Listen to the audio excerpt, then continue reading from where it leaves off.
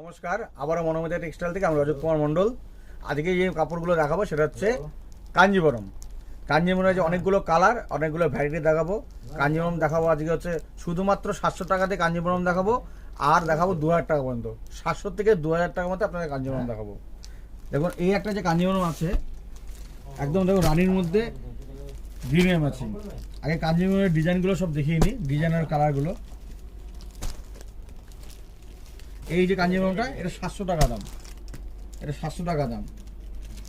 এটা হচ্ছে 900 টাকা, এটা 1200 টাকা, এটা 1700 টাকা, আর এইটা হচ্ছে 1950। এসব সব ভ্যারাইটি কালার আছে।